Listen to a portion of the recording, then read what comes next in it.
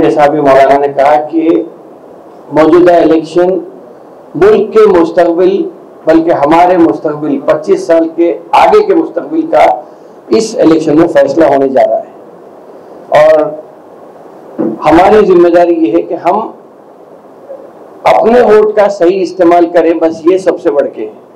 दूसरे बहुत सारे हैं, जैसा सीए एनआरसी की बात आई।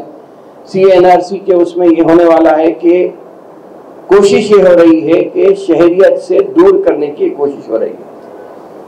वैसे हमारे पास बहुत सारे प्रॉब्लम्स हैं, मसाइल हैं, जिसमें 10th के सर्टिफिकेट में नाम अगर कुछ है तो पासपोर्ट में कुछ नाम है, वोटर लिस्ट में नाम कुछ है तो फिर मैरिज सर्टिफिकेट में नाम है।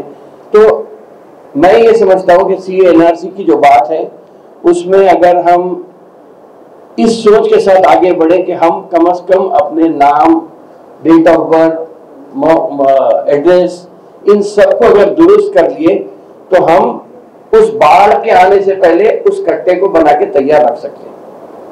वरना सीए एनआरसी के नाम पे होने वाला ये है कि अगर आपसे शहरियत छीन लेंगे तो कल आपके पास से वोट देने का भी हक नहीं रहेगा। अगर वोट देने का हक नहीं रहेगा तो फिर हम मुल्क में तो रहेंगे, लेकिन बस यहाँ पे जिंदगी गुजार सकते हैं। ये एक कोशिश हो रही है।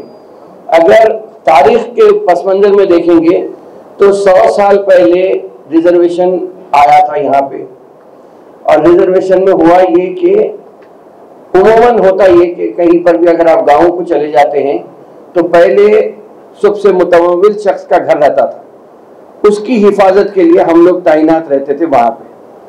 तीसरा फिर गिरिजन तबका या जो लोग हैं वो रख देते थे, उसके बाद एससी तबके के घर रहते थे। बाद में आखिरी में गांव के जो फुजला पूरा नाला जाने का रहता वो ऐसा, ये एक 4 कैटेगरी का गांव का वो रहता था तस्वुर। रिजर्वेशन मिले तो हुआ ये कि एससी तबका जब तरक्की करने लगा तो वो आगे आया, बीसी तबका तरक्की करने लगा वो आगे आया। हुआ ये कि हम पीछे चले गए और आज हमारे को लेके जाके बिल्कुल निचली सतह पे रखे हैं। कौमी सतह पे अगर मैं बात करूं तो हमारी खानदगी का जो तनासुब है वो 69% है, जबकि कौमी सतह पे एवरेज जो तनासुब है वो 71% है। तो आज सबसे बिल्कुल बुनियादी तौर पे, बुनियादी सतह पे आके हम रह गए हैं। अब तरक्की कैसा होना चाहिए, यकीनन मैं मानता हूं कि सियासी एतबार से अगर कोई मिनिस्टर बन जाता है, कोई एमएलए बन जाता है तो तरक्की नहीं, बस ये इस चीज की जमानत है कि आपका एक आदमी हुकूमत में मौजूद है। ये एक चीज हो सकती है, मगर तरक्की के लिए जो स्कीम्स आना चाहिए, जो बजट मुख्तस करना चाहिए, इसके ऊपर खास तौर पर तवज्जो होनी चाहिए। गुज़िश्ता 10 साल से बीआरएस हुकूमत ने पहले 5 साल काम अच्छा किया बीआरएस हुकूमत ने, उसके बाद के जो 5 साल थे वहां पे हमें नजरअंदाज कर दिया गया। अब इस इलेक्शन 2019 के इलेक्शन में यह कहा गया कि बीआरएस ने 10,000 करोड़ रुपए अक़लियतों पे खर्च किए। अगर अक़लियतों पे खर्च हुए तो फिर तरक्की क्यों नहीं? अगर राइट टू इंफॉर्मेशन में जो निकाले इदारा शुमार, उसमें यह बताया गया है कि 10,000 करोड़ औसतन एवरेज जो मुसलमानों पे खर्च किया गया है 10,000 है, लेकिन उसमें 3,000 करोड़ तो माइनॉरिटी रेजिडेंशियल स्कूल के जो बिल्डिंग्स हैं और जो बिल्डिंग के मालिकीन हैं, कोई टीआरएस का एमएलए है, कोई टीआरएस का मिनिस्टर है, कोई टीआरएस का चेयरमैन है, उनके जो बिल्डिंग्स है उस पे 3,000 करोड़ रुपए तो किराए में खर्च हो गए। तो 10 साल में हमारे पे सिर्फ 7,000 करोड़ है। 7,000 करोड़ में भी अगर हम जाएंगे तो शायद 1,1200 करोड़ के करीब कुछ तनख्वाहों पे चले जाते हैं। तो हो रहा ये कि हमारे वास्ते बजट तो मुख्तस हो रहा है, लेकिन बजट खर्च नहीं हो रहा है। अब बजट को खर्च करने की जिम्मेदारी जो मुसलमानों की नुमाइंदगी करने वाला है उसकी होती है। तो अब ये शर्त थी कि कांग्रेस गवर्नमेंट आएगी। यकीनन हम सब मानते हैं कि सेंटर में किससे किसका मुकाबला है, आप बखूबी वाकिफ हैं। 10 साल से जो लोग देख रहे हैं कि जिस तरीके से 2014 से नए नए अंदाज से हमारे को उलझा के रखने की कोशिश हो रही है। कभी दाढ़ी टोपी के नाम पे, कभी कपड़ों के नाम पे, कभी खाने पीने के नाम पे एक किस्म से हमारे को उलझा के रखा गया है। मैं अगर बरअक्स बात करूं तो ये कहूंगा कि मुसलमान आज खतरे में नहीं है हिंदुस्तान में। हो रहा एक ऐसा से कमतरी में लाके या ऐसा से इनसिक्योरिटी जो होती है उसमें लाके मुसलमान को परेशान करके उलझा के रखने की कोशिश हो रही है। अब उसे दूर करने का एक मौका आया है 2024 का इलेक्शन। इस इलेक्शन में मैं समझता हूं कि अगर हम कुछ कोशिश करते हैं तो यहां से हालात बहुत ज्यादा बदल सकते हैं। 5,000 करोड़ की बात थी बजट की, मैं ये बोला कि बजट के ऊपर बात जब आई तो ये कह देता हूं कि तेलंगाना में 56 लाख शेड्यूल कास्ट रहते हैं और उनको जो बजट दिया जाता है वो 15,000 करोड़ रुपए दिया जाता है सालाना, और लैप्स भी नहीं होता, वो पूरा खर्च होना जरूरी है।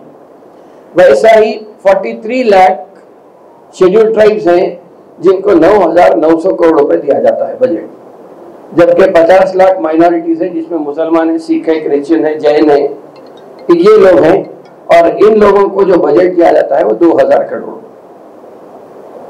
तो बात यह है कि जब आप सोशल जस्टिस की बात करते हैं या समाजी इंसाफ की बात करते हैं तो हमारे को किस तरह नीचे सतह पे ढकेला गया है।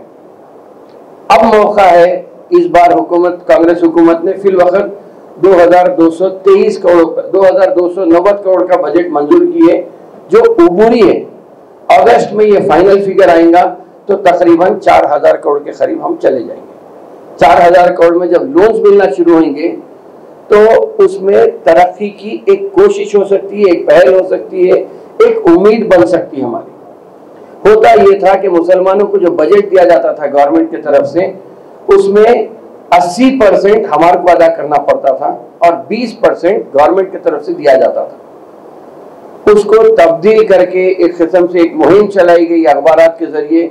उसमें हुआ ये कि अब 20% हमारे को देना है, 80% गवर्नमेंट सब्सिडाइज लोन देने वाली है। तो इसमें एक कोशिश हो सकती है कि हमारी तरक्की हो। यकीनन स्कूल्स खुले हैं, तालीमी एतबार से हम आगे बढ़े हैं, लेकिन मैं समझता हूं कि इसके अलावा भी बहुत सारे ऐसे चीजें हैं जो हमारे पास आज परेशानी में हैं। उनको हल करने के लिए देखिए, एक तरफ एक बात हो रही है कि दीन खतरे में है, दीन खतरे में है।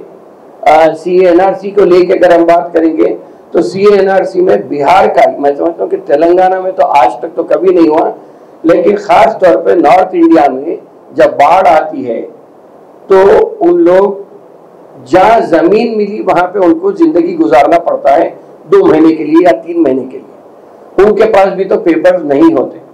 तो ये CA/NRC का मसला सिर्फ मुसलमानों का नहीं है, ये CA/NRC का मसला जो है वो मुसलमान के साथ दलित और क्रिश्चियंस का भी मसला है। 1999 से क्रिश्चियंस के ऊपर हमले शुरू किए गए थे। ग्राहम स्टेन्स को उड़ीसा में मारा गया था। उसके बाद अगर देखा गया तो सिस्टमैटिक तरीके से एक के बाद दीगरे हर 10 साल में एक बार, 10 साल में मुसलमान मेहनत करके एक सतह पे आता है, मगर एक फसाद होता है या 2 फसाद होते हैं, उसका फिर उनको नीचे लेके जाके जमीन पे बिठा दिया जाता है। आप पिछले कभी भी देख लीजिए, 1980s में, मैं 70s की तो बात मैं नहीं करूंगा, लेकिन 80s में देखे तो हर साल यहाँ पे फसादात होते थे, तो फिर वक्त उस पर कंट्रोल किया गया। लेकिन 88 में फसाद हुआ था, उसके बाद 96 में एक छोटा हुआ था, लेकिन 2003 में 88 के बाद फसाद इसलिए नहीं हुआ क्योंकि जब VP सिंह की हुकूमत थी और VP सिंह ने मंडल कमीशन लाया था। मंडल कमीशन लाने के बाद हुआ ये कि फिरकों में, जातों में वहां पे बांट के उनको रिजर्वेशन देने की बात कही गई थी, तो वो 10 साल टल गए। लेकिन 2003 में हमारे सामने फसाद देख लिए हम क्या हुआ, और 2014 से तो हम हर किस्म से देखते आ रहे हैं। लेकिन मैं मायूस करना नहीं चाह रहा हूं आपको। आप एक ही उम्मीद ये है कि हम वोट अगर डालेंगे, वोट का सही इस्तेमाल करेंगे, तो फिर हम हमारे चहीते उम्मीदवार। एक और चीज ये है कि हो रहा है ये कि काफी लोग शिकायत करेंगे उम्मीदवार हमारे से मुलाकात नहीं करा, उम्मीदवार का पैदल दौरा नहीं है। अब फिल वक्त उम्मीदवार की बात नहीं है, इंडिविजुअल को देखना नहीं है। अगर आपको तरक्की करना है तो मैं समझता हूं कि आपको अपनी ऐसी पार्टी को मुंतखब करना है जो कि कल के दिन आपके लिए ठहरे। ठहरे नहीं, ढाल बन के अगर नहीं ठहरती है, आपके साथ ही ठहरती है, तो वो भी हमारे लिए काफी है। फिर वक्त की 10 साल की हुकूमत को जाने के लिए मैं समझता हूँ कि हर एक को कमर बस्ता होना जरूरी है। आज अगर हम पहल करेंगे 2024 में, तो 2029 तक की जो हुकूमत रहेगी वो हमारे अगर मुवाफिक रहेगी तो उसके क्या असरात हो सकते हैं। 2026 के बाद से रीऑर्गेनाइजेशन ऑफ कॉन्स्टिट्यूएंसीज होने वाला है।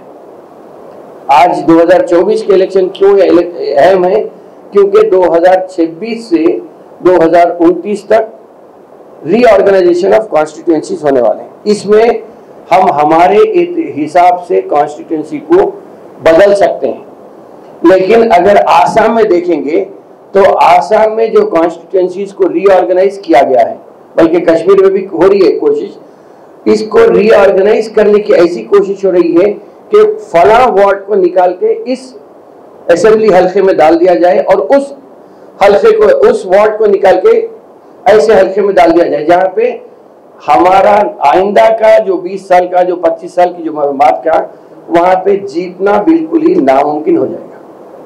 हमारे वोट अगर हम एक तरफा भी डाल लेंगे तो कुछ उससे फर्क पड़ने वाला नहीं है। इस किस्म की साजिश हो रही है। साजिशें तो बहुत सारी हो रही है, लेकिन हम पुरुमीद हैं, अल्लाह से दुआ करते हैं।